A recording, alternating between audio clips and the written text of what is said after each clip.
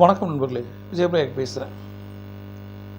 மைண்டுக்கு ரொம்ப ரொம்ப அமைதி தேவைப்படுது. இந்த அமைதியை தேடி நம்ம எங்கேயாவது போகிறோமா என்னன்னு தெரில, பட் அமைதியை தேடிக்கிட்டே இருக்கோம். அந்த அமைதியை நமக்கு யாராவது கொடுப்பாங்க, அந்த ஆறுதல் நினச்சி அடுத்த கொண்ட போகிறோம். அவங்க கொடுக்குற விஷயங்கள் ரொம்ப பெருசாக இருக்குது. சரியா? இன்றைக்கி நான் சொல்கிற இந்த விஷயத்த நீங்கள் பண்ணி பாருங்கள். 2 விஷயம் சொல்கிறேன், லைஃப் மாறும். ஃபஸ்ட்டு, நம்மளை மாற்றிக்கணும், முன்னேற்றிக்கணும் அப்படின்னா நம்ம டைமை ஸ்பெண்ட் பண்ணணும். யாரோட அப்படின்னா உங்களோட. நீங்கள் மனுஷன் ஒரு சோஷியல் அனிமல். அவனால் யார்ட்டையும் தொடர்பு கொள்ளாமல் இருக்க முடியாது. கொரோனா காலகட்டங்களில் ரொம்ப ரொம்ப கஷ்டப்பட்டுருப்போம் இல்லை? ஆஃபீஸ்லேருந்து வேலை செய்யறது கஷ்டமாக இருக்கும். ஐயோ வீட்டில் இருந்தால் நல்லா இருக்குன்னு தோணுச்சு. ஏன்னா வீட்டில் கண்டினியூஸாக இருக்கும்போது ஒரு ஸ்ட்ரெஸ் ஆகிடுச்சு. ஒரு ஐடி பையன் மாடியிலேருந்து விழுந்து இறந்து போயிட்டான். அந்த தொடர்பே இல்லை அவனுக்கு. பட் என்ன நடக்குதுன்னா, இதே மாதிரி நம்ம தொடர்பில் இருந்துக்கிட்டே இருக்கோம். இப்போ சோஷியல் மீடியா மாதிரி வந்த பிறகு நம்ம யாரோடையாவது ஏதாவது ஒன்று ஒரு டச்சில் இருந்துக்கிட்டே இருக்கும். யார் கூட இருக்கணுமோ அவங்க கூட இருக்கிறது இல்லை, யார் கூடலாம் இருக்கக்கூடாதோ அங்கெல்லாம் நம்ம இருக்கோம். கரெக்டாக இல்லையா? நான் என்ன சொல்கிறேன், உங்களோட நீங்கள் டச்சில் இருக்கீங்களா? உங்களோட நீங்கள் சிங்க் ஆகுறீங்களா? உங்களோட நீங்கள் பேசுகிறீங்களா? உங்களுக்கு என்னென்ன பிடிக்குதோ அதை நீங்கள் பண்ணிக்கிறீங்களா? வேறு யாராவது பண்ணுவாங்கன்னு எதிர்பார்க்கும் போது தானே பிரச்சனை வருது. கரெக்டாக? நம்ம சோஷியல் கனெக்ஷனை அதிகப்படுத்திகிட்டே போகும்போது என்ன ஆகுன்னா, நம்மளுடைய அந்த மன அமைதி உடையுது. உண்மையா இல்லையா? ஏதாவது ஒரு வார்த்தை, ஒரு செயல் நம்மளை உருக்குலைச்சி போட்டுருது. திடீர்னு ஒரு டிஸ்டர்ப் ஆகிறோமா இல்லையா? அதுக்கு தான் சொல்கிறேன், நமக்கு நான் திரும்பி சொல்கிறேன், மென்டல் ஹெல்த் ரொம்ப ரொம்ப முக்கியம். சந்தோஷம் ரொம்ப முக்கியம்.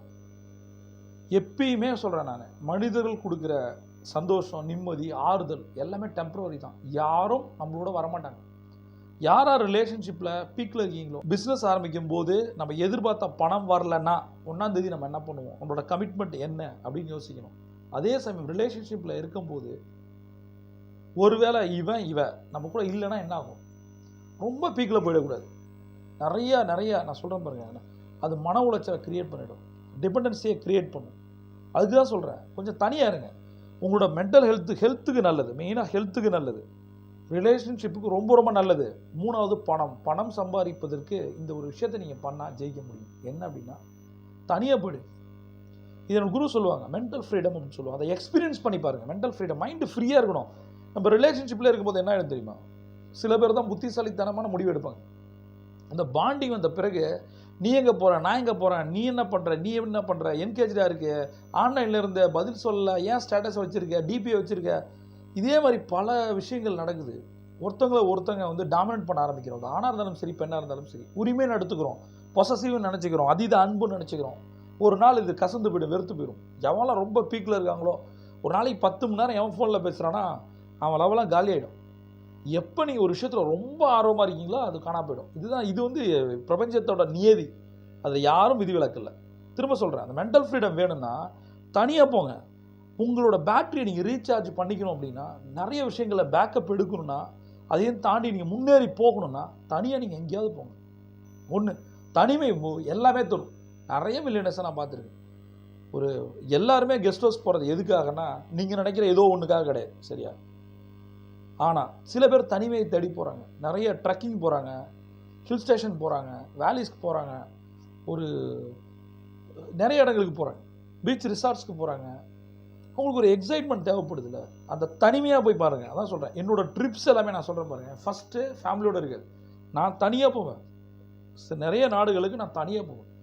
தனியாக தெரிஞ்சுக்கிட்டு இந்த இடம் பிடிச்சிருக்கு, இந்த இடம் பிடிக்கல, இந்த இடத்துல இவ்வளோ ஃபெசிலிட்டி இருக்குது, அப்புறம் நம்ம ஃபேமிலியோ என்னோடய ஃப்ரெண்ட்ஸையோ கூப்பிட்டு போவேன்.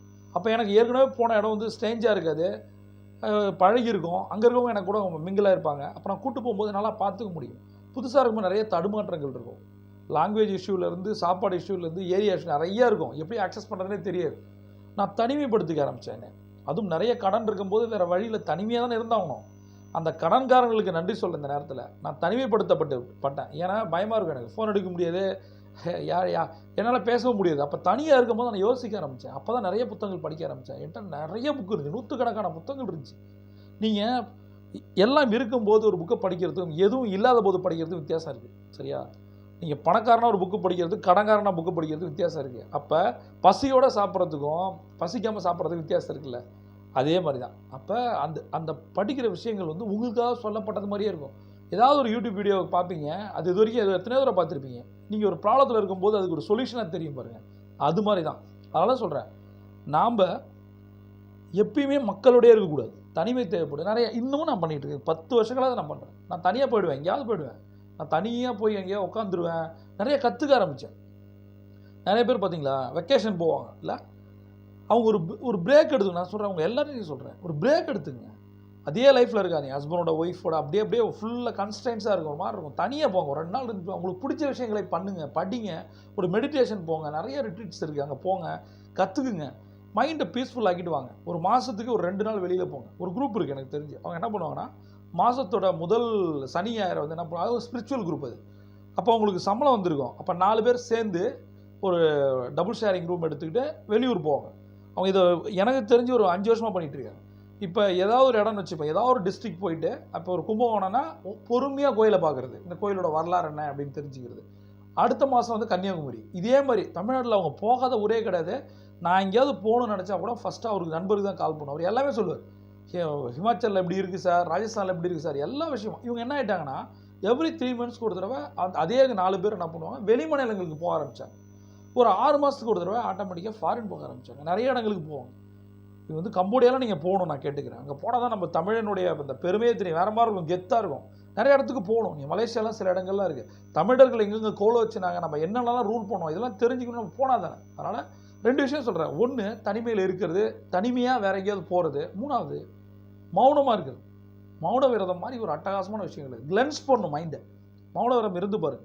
நான் ஃபுல் டே ட்ரைனிங் கொடுக்குறேன், நான் அதிகமாக பேசுகிறேன், அந்த மாதிரி நேரங்களில் எனக்கு ரொம்ப பிஸியான ஷெடியூல் இருக்குது அப்படின்னா கம்ப்ளீட்டாக நான் ஃபுல் டே ட்ரைனிங்காக ஒரு 3 ஹவர்ஸ் ட்ரைனிங்காக கொடுத்தேன்னா ஒரு 1.5 நாள் பேச மாட்டேன்.